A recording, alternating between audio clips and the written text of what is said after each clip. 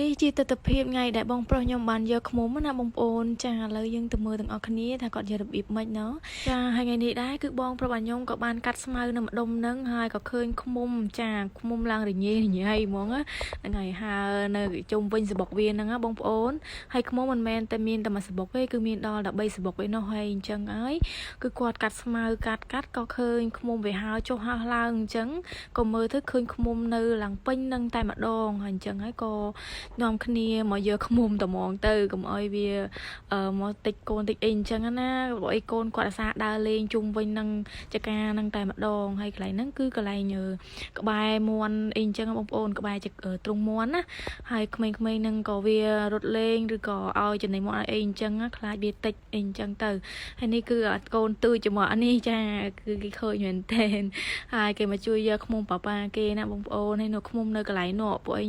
អត់ហ៊ានទៅចិត្តទេអ្នកថតហ្នឹងគឺគ្រូសាខ្ញុំគាត់អ្នកថតឲ្យហ្នឹងក៏អត់ហ៊ានទៅចិត្តទេ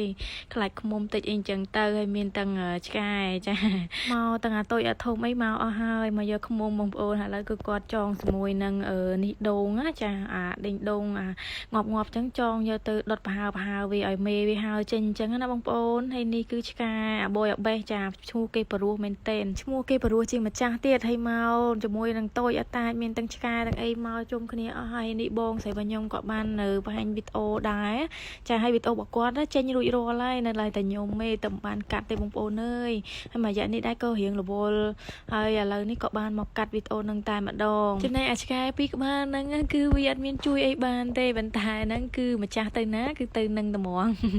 ហើយធំមកបងប្អូនមើលខាងក្រៅគឺធំតែម្ដងហើយតាគេឃើញគេជិះមកតាមផ្លូវអីតាឃើញហ្នឹងក៏គេខ្លាចដែរតែ slow ទេបងប្អូនហ្នឹងហើយឥឡូវក៏បងខ្ញុំក៏បានយកឃ្មុំរួចរាល់ហើយចាហើយអត់មានតិចមានអីទេបងប្អូនចាដូចគាត់ចេះយោអញ្ចឹងណាគឺស្រួលខ្លាំងមែនតែនហ្មងគាត់ទៅប្រហើវាដុតប្រហើឲ្យវាអាមេដែលថាកាយហ្នឹងវារត់អញ្ចឹងតែអានៅតោងហ្នឹងគឺមេរៀង slow ទេបងប្អូនបើថាវាកាចក៏យើង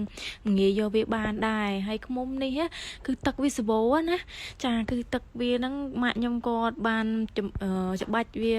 បានឡើងកន្លះកែវហ្នឹងហើយឃ្មុំនេះឃ្មុំសុតតែម្ដងបងប្អូនហើយដាក់ក្នុងទូក៏អត់មានខ្លាចជាកមូនវាអីទេ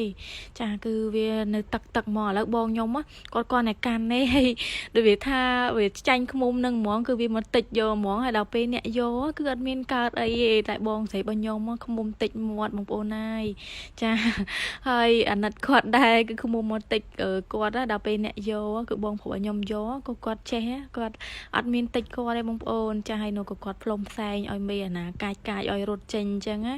ចាហើយឃ្មុំនេះដែរគឺមាន3សបុកបងប្អូននៅចិត្តគ្នាហ្នឹងហើយថ្ងៃហ្នឹងដែរគឺខ្ញុំរវល់លក់បងប្អូនអត់បានមកមើលកន្លែងយកឃ្មុំទេហើយនេះគឺគ្រូសាខ្ញុំគាត់បានថតវីដេអូទុកឲ្យខ្ញុំចូលសលេងអញ្ចឹងណាហើយឃ្មុំនេះដែរ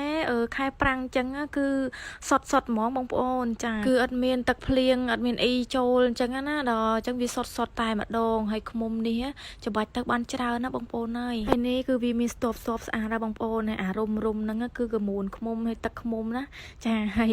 មើលវាតោងឡើងកូនមកកណោហ្មងហើយនេះបងខ្ញុំគាត់យកបានច្រើនដែរណាបងប្អូនគឺមានដល់3 4ស្ទប់ឯណោះហើយមានចិត្តគ្នាតែម្ដងហើយមើលមេហើឡើងពេញហ្នឹងតែអាមេហ្នឹង slow ណាតែបើថាកាចអីហ្នឹងតែប៉ុណ្ណឹងអីហ្នឹងរត់បាសជើងបាសដៃអីណោះចាហើយនិយាយបានច្រើនដែរបងប្អូនគឺគាត់ចេះយកអញ្ចឹងដល់អញ្ចឹងទៅអត់មានភ័យខ្លាចថាវាតិចអីទេហើយនេះគឺបានមកដល់ផ្ទះហើយចាហើយក៏ចែកគ្នាម្នាក់បន្តិចម្នាក់ម្ដុំអញ្ចឹងណាបងប្អូនអរគ្នាឥឡូវនៅសល់តែប៉ុណ្្នឹងឯងហើយនេះគឺខ្ញុំបានមកពីលក់វិញក៏មកភ្លក់ឃ្មុំនឹងតែម្ដងហើយឃ្មុំនេះអាតូចឆ្ងាញ់ណាបងប្អូនអរគ្នាគឺយើងអាចយកទៅអាំងយកទៅដុតអីក៏បានខ្ចប់ស្លឹកចេកដុតអីហ្នឹងចាគឺជាតិយកតែមែនតែនហើយនេះគឺខ្ញុំបានមកហូបជាមួយនឹងកូនឃ្មុំដាក់ជាមួយនឹងទឹកឃ្មុំរបស់យើងហ្នឹងដោយសារយើងទៅមកពីលក់អញ្ចឹងអត់បានថតអីពេញលេញទេចាថតកាត់តែម្ដងបងប្អូនអរគ្នាឥឡូវក៏យើងមកភ្លក់ជាមួយនឹងឃ្មុំនិយាយថាខាំទៅឡើងខ្ទិះតែម្ដងបងប្អូនហើយឡើងហូរជ្រោយហ្មងអាទឹកខ្ទិះកូនរបស់វាហ្នឹងណាចាហើយឃ្មុំនេះគឺឃ្មុំព្រៃអញ្ចឹងបងប្អូនគឺបើសិនជាទុកវាយូរទៅក៏វាហើនាំកូននាំចៅទៅរត់ទៅអស់ដែរអញ្ចឹងយើងយកវាហើយទៅបានទឹកឃ្មុំបានកមួនឃ្មុំអីអញ្ចឹងណាហើយនិយាយថាជាតិមែនតែនបងប្អូនអើយចាដាក់មួយម៉ាត់ទៅនិយាយថាបែកខ្ទិះពេញនឹងហ្មងណាហើយឃ្មុំនេះឃ្មុំធម្មជាតិអញ្ចឹង និយាយពីថាឆ្ងាញ់ណាបងប្អូនហើយនិយាយពីទឹកខ្មុំវិញណាគឺវាសុទ្ធល្អមែនតើយើងដាក់ទូកអត់មានខ្លាច់ខូចអត់មានខ្លាច់កខ្លាច់ជាដុំសសទេចាដាក់ទៅឡើងសុទ្ធល្អមែនតើហ្មងចាក់មកឡើងហូរជ្រោយហើយខ្មុំនេះដែរគឺមានច្រើនស្ទប់មែនតើនេះកូនខ្មុំបងប្អូនចាគឺវានៅតោងហ្នឹងមិនតែអាហ្នឹងយើងហូបក៏វាអត់អីដែរដោយសារកូនខ្មុំវាថាវាអត់តាន់មានតនិចអីធ្វើឲ្យយើងខ្លាចវាអីហើយថាខ្មុំណាកាយអញ្ចឹងគឺវាហើររត់បាត់អស់ហើយបងប្អូនហើយខ្មុំនេះយកទៅអាំងជាមួយនឹងអំបិលម្ទេសក៏បានដែរបងប្អូនហើយធម្មជាតិពិតតែម្ដងហើយថ្ងៃនេះគឺមានតែប៉ុណ្្នឹងទេបើបងប្អូនស្រឡាញ់ចូលចិត្ត share វីដេអូនេះម្នាក់មួយផងអរគុណច្រើនបាយបាយ